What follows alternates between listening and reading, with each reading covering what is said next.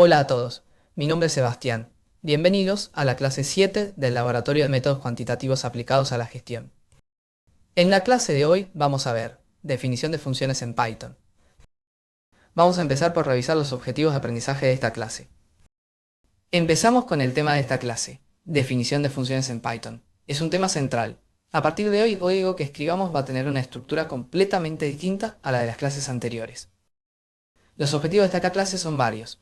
Al terminar, van a poder definir sus propias funciones usando la palabra clave EF y usar return para devolver resultados. Van a poder trabajar con distintos tipos de parámetros, posicionales con valor por defecto y keyword arguments. Van a entender el concepto de scope, es decir, el alcance de las variables dentro y fuera de las funciones. Y van a escribir funciones lambda para operaciones simples. También vamos a ver cómo documentar funciones con docstrings y cómo diseñar funciones reutilizables para problemas concretos de gestión. Arranquemos con la pregunta fundamental. ¿Por qué crear funciones?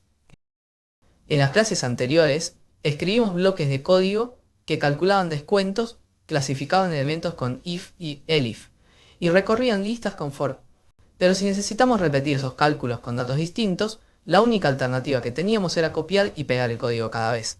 Eso es ineficiente y propenso a errores. Una función es un bloque de código reutilizable que recibe datos de entrada, hace un cálculo o tarea y devuelve un resultado. La idea es que la definís una vez y la usás cuantas veces quieras, con los datos que quieras. Hay un puente muy directo con lo que vieron en análisis C. Una función matemática como f de x igual a 2 por x más 3 recibe un valor x y devuelve un resultado. En Python es exactamente lo mismo. Def f de x return 2 por x más 3. La notación es distinta, pero el concepto es idéntico. Ahora vamos a ver la sintaxis básica. Unosa, garainda, wa. La estructura de una función en Python es la siguiente.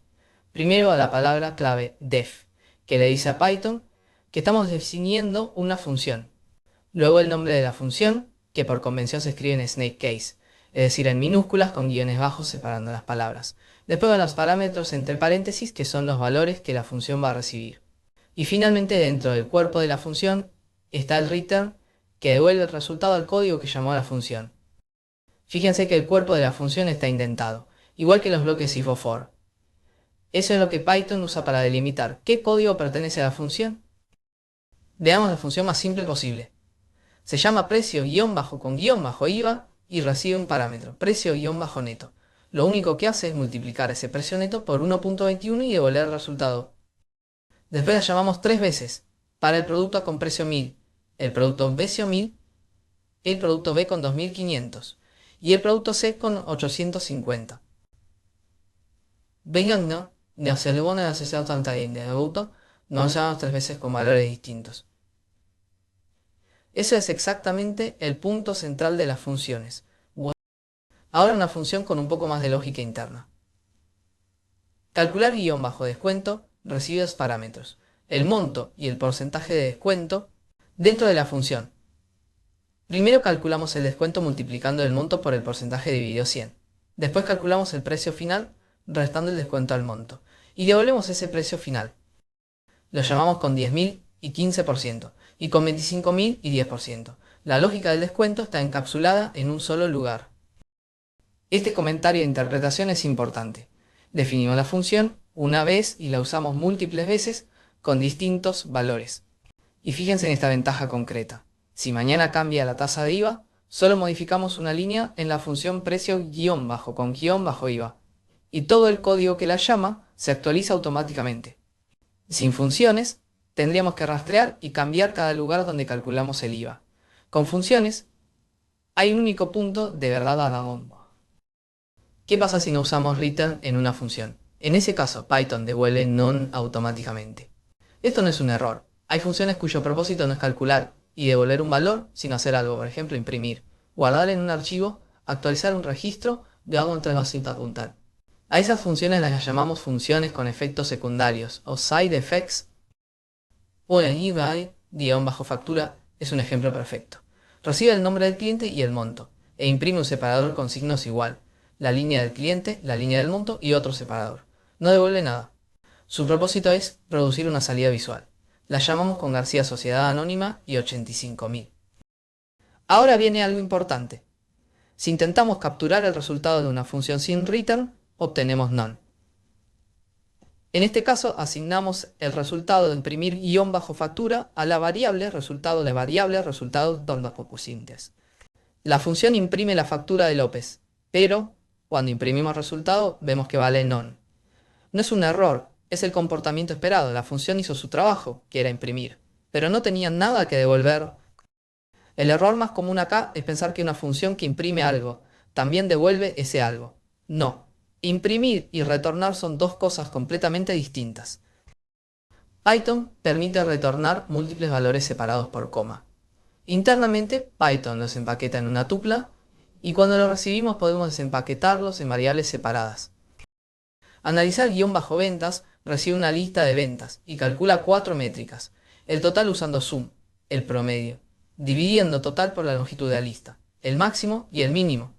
Después con un solo return devuelve los 4 valores separados por coma. Al llamar la función desempaquetamos los 4 resultados en 4 variables, total, prom, mx, mn, y los imprimimos formateados con el signo de pesos. Esto es extremadamente útil cuando una función tiene que computar varias cosas relacionadas. En lugar de llamarla 4 veces, la llamas una sola vez, y obtenés todo.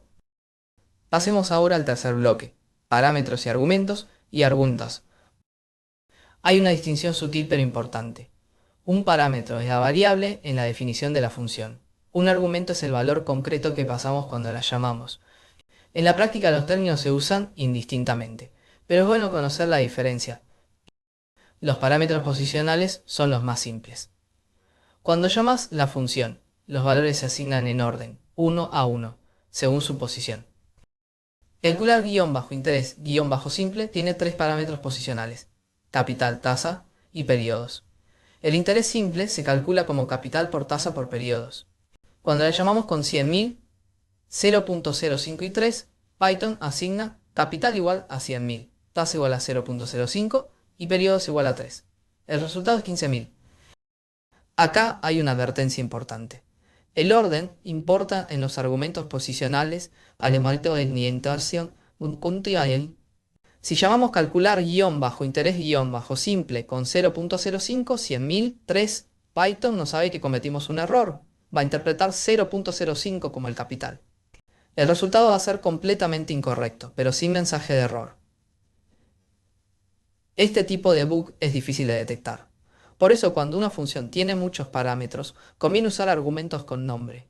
¿Qué vamos a ver en un momento con nombre? ¿Qué vamos a ver en un momento? Los parámetros con valor por defecto nos permiten definir un valor que se usa cuando el argumento no se pasa explícitamente. Esto hace que la función sea flexible. Funciona con menos argumentos, pero se puede personalizar cuando hace falta. Precio-final tiene dos parámetros. Precio-neto, que es obligatorio, y tasa-IVA, que tiene un valor por defecto de 0.21. Y Osisia, si llamamos precio-final con 1000, usa la tasa de IVA del 21% automáticamente. Si llamamos con 1000 y 0.105 usa el 10.5%. Y si llamamos con 1000 y 0, básicamente anulamos el IVA.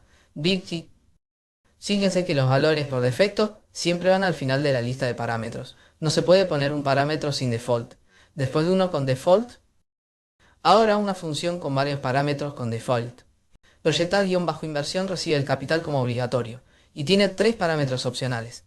Tasa-anual con default 8%, años con default 5 y capitalización con default anual.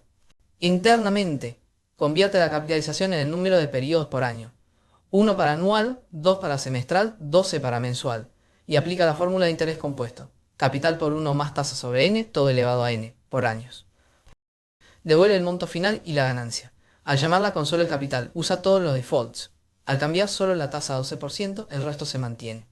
Y al cambiar la capitalización a mensual, con la misma tasa del 8%, obtenemos un poco más de ganancia. Eso es el efecto del interés compuesto con reinversión más frecuente. Los parámetros con valor por defecto hacen la función flexible. Funciona con un solo argumento, el capital, pero permite personalizar cada aspecto. Y la interpretación económica es directa. La capitalización mensual genera más ganancia que la anual con la misma tasa nominal, porque los intereses se reinvierten más frecuentemente. Los keyword arguments o argumentos con nombre nos permiten pasar los argumentos en cualquier orden si los nombramos explícitamente. Esto hace el código mucho más legible y evita el error de posición que mencionamos antes.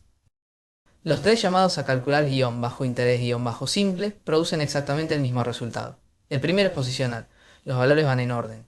El segundo usa keyword arguments. Nombramos cada argumento explícitamente. El tercero es mixto. El primer argumento es posicional y los siguientes son keyword. Los tres producen 15.000. Fíjense que en el tercer llamado, periodos y tasa están en orden invertido respecto a la definición. Y Python igual los asigna correctamente porque los nombramos. Pasemos a los docstrings. Un docstring es una cadena de texto que describe qué hace una función. Se coloca como primera línea dentro del cuerpo de la función entre triple comillas. No es código ejecutable, es documentación. Cuando alguien llama help sobre la función, Python muestra el docstring o unos citantes. Un docstring bien escrito describe qué hace la función, qué parámetros recibe con sus tipos y qué retorna. Es una inversión pequeña que hace el código mucho más mantenible. Margen-bruto tiene un docstring completo. Describe qué hace. Calcula el margen bruto como porcentaje. Documenta los parámetros con sus tipos y documenta el valor de retorno. También tiene un caso especial. Si los ingresos son 0, devuelve 0 para evitar una división por 0. Cuando llamamos help sobre la función, Python muestra exactamente ese docstring. En entornos como Jupyter. Esto aparece también cuando ponemos el cursor sobre la función y presionamos Shift más Tab. Lo usamos con dos ejemplos. Ingresos de 500.000 con costo de 320.000 o margen de 36%. Ingresos de 1.200.000 con costos de 900.000 da 25%.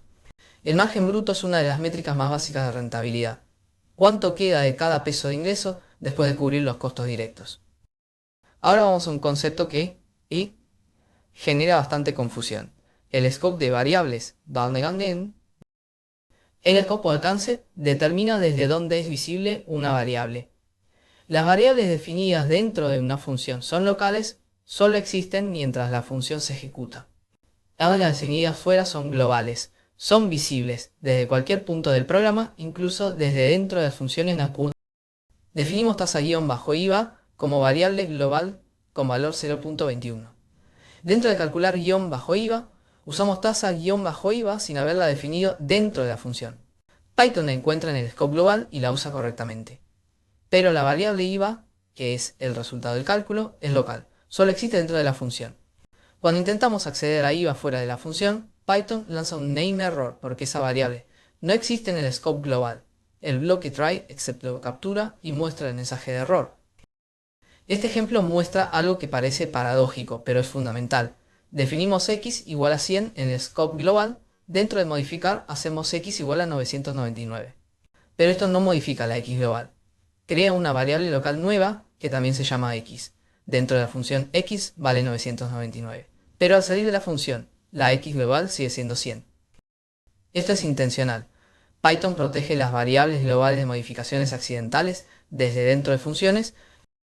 Existe la palabra clave global, que permite modificar variables globales desde dentro de una función.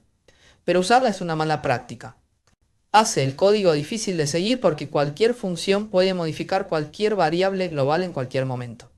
La alternativa correcta es pasar los datos como parámetros y usar return para devolver resultados. Eso hace explícito qué entra y qué sale de cada función. Sigamos vamos a un tema muy usado en Python, las funciones lambda. Una función lambda es una función anónima, es decir, sin nombre que se escribe en una sola línea. La sintaxis es lambda, los parámetros, dos puntos, y la expresión a evaluar, el resultado de la expresión es el valor que devuelve la lambda. No hace falta escribir return, Definimos doble como una función normal con df. Recibe x, devuelve x por 2. Después definimos doble y después definimos doble guión bajo lambda, como lambda x, dos puntos. Son equivalentes por 2. Son equivalentes. Cuando llamamos doble con 5 y doble guión bajo lambda con 5, obtenemos el mismo resultado, 10. La pregunta obvia es, ¿cuándo usar una u otra? En general, def es mejor para funciones que van a tener nombre y a usarse en múltiples lugares. Lambda es útil cuando necesitamos una función pequeña en un único lugar, especialmente como argumento de otra función. Una lambda también puede recibir múltiples parámetros. Precio-total es una lambda que recibe precio y cantidad, y devuelve precio por cantidad por 1.21, incorporando el IVA y usando puntuación de simplicidad. La usamos para calcular el precio total de 5 laptops a 850.000 y de 10 mouses a 25.000. Fíjense que precio-total actúa exactamente como una función, aunque se definió en una sola línea. El uso más frecuente de las lambdas en la práctica es como argumento key de sorted, max y min. Estas funciones aceptan una función que determina el criterio de ordenamiento o comparación. En lugar de definir una función con nombre, solo para ese propósito usamos una lambda. Tenemos una lista de productos: laptop, mouse, monitor y teclado, cada uno con nombre, precio y stock. Para ordenar por precio de menor a mayor, usamos sorted con key igual a lambda p, p entre corchetes comilla, precio comilla, precio comilla. Eso le dice a sorted. Para comparar dos productos, comparar su precio. El resultado se llama por guión bajo precio y lo recorremos para imprimir cada producto con su precio formateado. Para ordenar por stock de mayor a menor, agregamos reverse igual a true. La lambda sigue siendo la misma idea. Lambda p, p, entre corchetes, comilla, stock, comilla. El argumento reverse invierte el orden. Esto es muy útil en contextos de gestión de inventarios, donde queremos ver qué productos tienen más stock. Max con key lambda nos da el producto con mayor valor de inventario. El valor de inventario de cada producto es precio por stock. La lambda lo calcula al vuelo. Lambda p, p, entre corchetes, comilla, precio, comilla, por p, entre corchetes, comilla, stock, comilla. Max evalúa esa expresión para cada producto y devuelve el que tiene el máximo. En este caso, la laptop con stock 15 tiene mayor valor de inventario. Vamos a ver ahora dos herramientas para funciones con número variable de argumentos: args y quarks.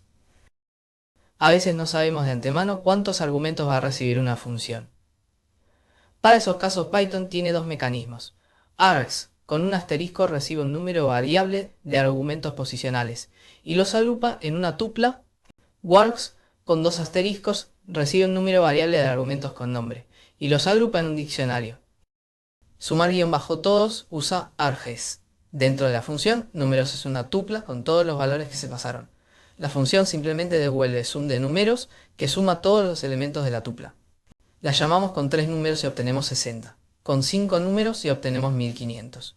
Con un solo número y obtenemos 42. La misma función funciona con cualquier cantidad. Un uso práctico: promedio de cualquier cantidad de notas. La función recibe cualquier número de notas, verifica que la lista no esté vacía para evitar división por 0, y devuelve la suma dividida a la longitud. Lo usamos con 3 parciales y con 2 finales, y en ambos casos funciona correctamente. En GAR o empleados a quarks, el primer parámetro, nombre, es obligatorio y posicional. Todo lo demás llega en el diccionario datos. Dentro de la función, creamos un diccionario con el nombre y se actualizamos con todos los datos adicionales usando update. Al llamar la función para María García, pasamos departamento y salario. Para Juan López, además pasamos antigüedad. Los dos empleados tienen estructuras distintas, y la función los maneja sin problema. Esto es útil cuando los datos de entrada tienen campos variables. Ahora, un concepto importante: las funciones como objetos.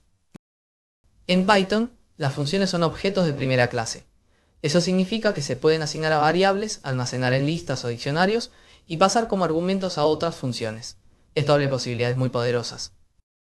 Definimos 4 funciones simples: sumar, restar, multiplicar y dividir. Después las almacenamos en un diccionario llamado operaciones, donde la clave es el símbolo y el valor es la función en sí, sin paréntesis porque no la estamos llamando. Estamos guardando una referencia a ella. Después iteramos sobre el diccionario. Para cada par símbolo o función llamamos la función con a y b. Fíjense que escribimos función de a-b, donde función es una variable que contiene la función. Python ejecuta la función que esté guardada en esa variable. Esto permite construir una calculadora completamente configurable. Aplicar guión bajo a guión bajo lista es una función de orden superior. Es una función que recibe la función como argumento. Internamente aplica esa función a cada elemento de la lista usando una list comprehension. Lo usamos con la lista de precios. Para calcular los precios con IVA, pasamos una lambda que multiplica por 1.21. Para los precios con descuento, pasamos una lambda que multiplica por 0.90. Para convertir a dólares con tipo de cambio 950, pasamos una lambda que divide por 950. La misma función aplicar guión bajo a guión bajo lista maneja los 3 casos. La transformación específica Se define desde afuera. Vamos ahora a dos funciones incorporadas muy usadas, map y filter. Python tiene funciones de orden superior incorporadas, que reciben otra función como argumento. Las más importantes son map y filter. Map aplica una función a cada elemento de una colección. En este ejemplo, aplicamos una lambda que multiplica por 1.21 a cada precio de la lista. El resultado de map es un iterador, así que lo convertimos a lista con list. También vemos el equivalente con list compressions. Son completamente equivalentes en resultado. La list comprehension suele ser más legible, pero es bueno conocer map porque aparece mucho en código de terceros. Filter selecciona los elementos de una colección que cumplen una condición. La lambda recibe cada 20 y devuelve true si la venta es mayor a 10.000. Filter solo retiene los elementos para los cuales la lambda devuelve true. El resultado es la lista de ventas grandes, 22.000, 45.000, 67.000. Nuevamente, la list comprensión con condición if es el equivalente directo. Esta nota es importante para la práctica. En Python moderno, las list comprehension son más usadas que map y filter porque son más legibles. Hay una frase que dice que el código se lee más veces de las que se escribe, y las list comprehensions hacen esa lectura más fácil. Pero van a encontrar map y filter en código existente, en librerías y en código de programadores con experiencia en otros lenguajes funcionales. Así que es bueno saber qué hacen.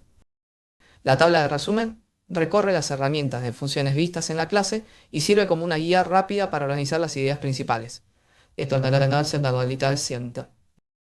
Ahora vamos al ejemplo integrador, que junta todo lo que vimos. El ejemplo integrador es un sistema de liquidación de sueldos.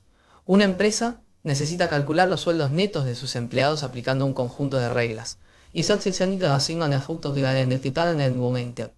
El sueldo bruto es el básico más un adicional por antigüedad del 2% por año. Los descuentos son jubilación 11%, obra social 3%, sindicato 2%, sindicato 2%. Y si el bruto supera 200.000, aplica impuesto a las ganancias del 15% sobre el excedente. Definimos cuatro funciones, una por cada paso del cálculo. Calcular guión bajo bruto recibe el básico. Y los años de antigüedad calcula el adicional como básico por años por 0.02 y devuelve el básico más el adicional. Calcular guión bajo descuentos recibe el bruto y calcula los 3 descuentos. Luego devuelve los 4 valores, el total y cada componente por separado. Calcular guión bajo ganancias recibe el bruto y el mínimo no imponible, que tiene default de 200.000. Si el bruto supera el mínimo, aplica el 15% sobre el excedente y liquidar guión bajo sueldo orquesta todo. Llama a las tres funciones anteriores y arma un diccionario con todos los datos de liquidación. Fíjense en la arquitectura del código, cada función hace una sola cosa y la hace bien. Eso se llama principio de responsabilidad única. Si mañana cambia la alícuota de jubilación, solo modificamos calcular guión bajo descuentos. Si cambia el mínimo no imponible, solo modificamos calcular guión bajo ganancias. Tenemos 5 empleados. García, con básico 120.000 y 8 años de antigüedad. López con 85.000 y 3 años. Martínez con 150.000 y 12 años. Torres con 200.000 y 5 años. Y Díaz con 95.000 y 1 año. Generamos las liquidaciones con una list comprehension, que desempaqueta la tupla de cada empleado y llama a liquidar guión bajo sueldo. Después imprimimos una tabla con todos los datos. El encabezado está formateado con anchos de campo para que las columnas queden alineadas. Con las liquidaciones generadas, calculamos las estadísticas del equipo. Extraemos los sueldos netos como lista.